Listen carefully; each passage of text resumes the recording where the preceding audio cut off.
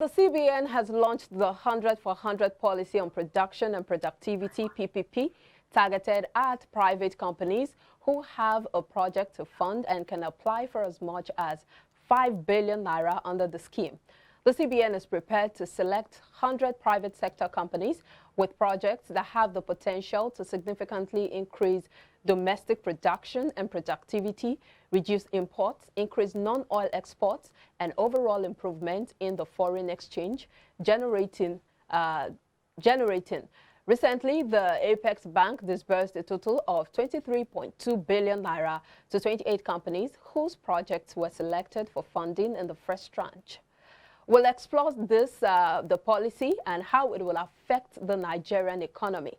We'll get talking now with Gamaliel Tanimomo, policy analyst, joining me via the phone. Thank you so much for joining us, Gamaliel.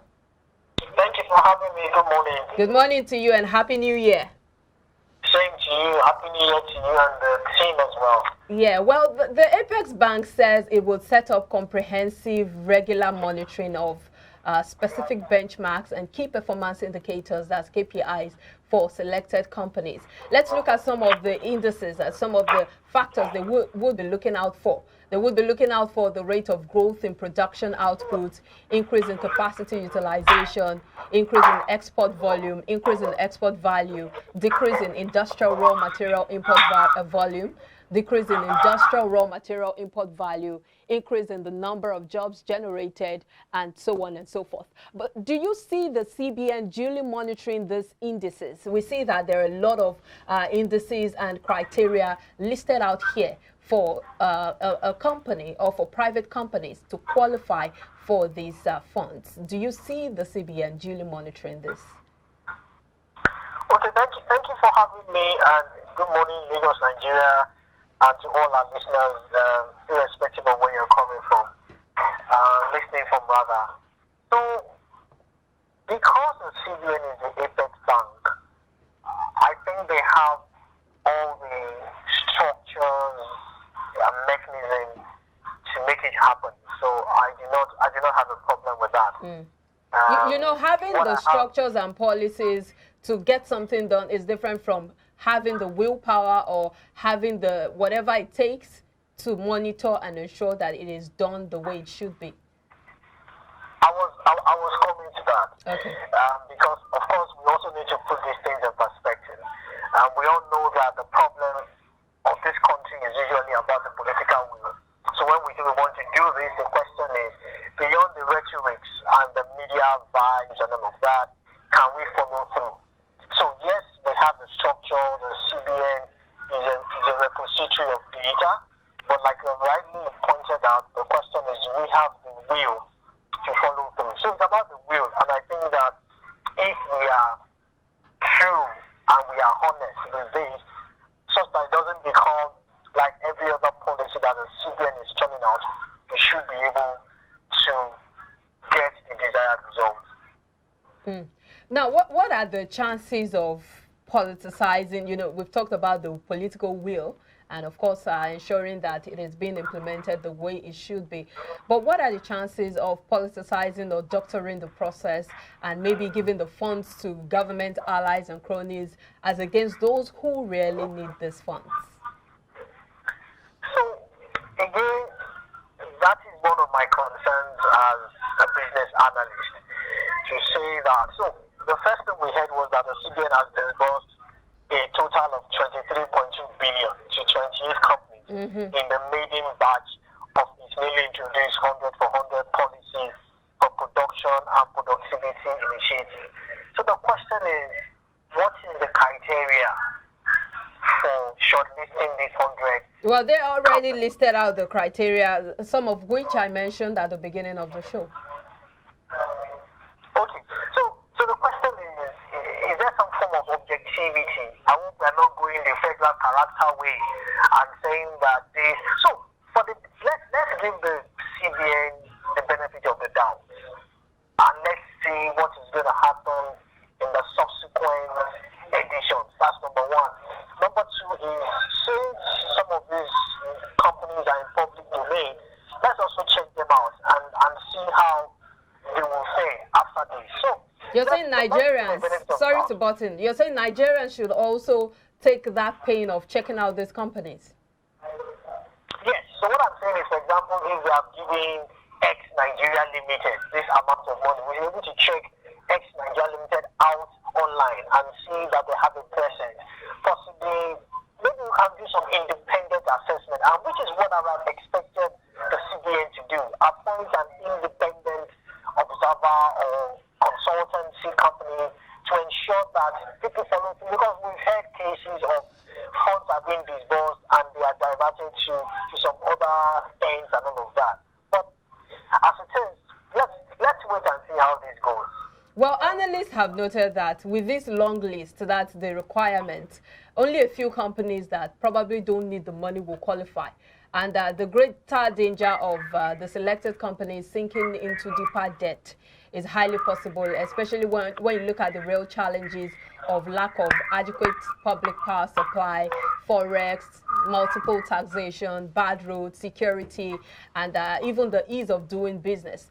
What are your thoughts on this? The fact that most of these companies that may qualify for these requirements may not even really need the funds, so to speak. Well, again, that brings us to the question of the Nigerian factor.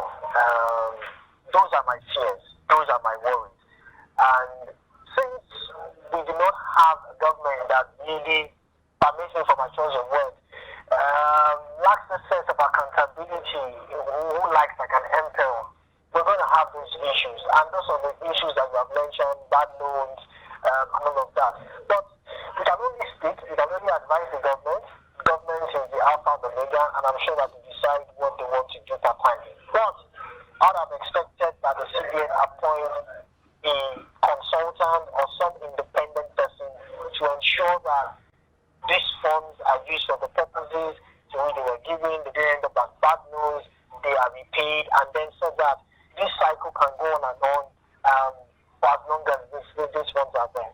But don't you also think that the critical sector, that's the critical sector of the economy, the youth and SMEs have once again been shut out, especially when you look at the fact that statistics shows that SMEs contribute 48% of the national GDP, and that accounts for 96% of businesses and 84% of employment. Is it economically wise to shut out this critical sector of the economy? Because the average SME may not be able to meet all these requirements.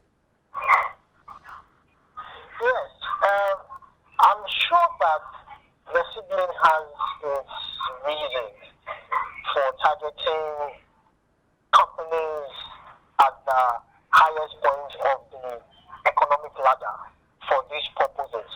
And as a consultant, one of the challenges that SMEs and small businesses face is lack of records. Now, so it is not that these funds are not there, but the question is, can the average SME access it? Do they have systems? Do they have structures? Do they have processes? And I'm not saying that those big names also have these things. But having said that, I'm showing your line of argument.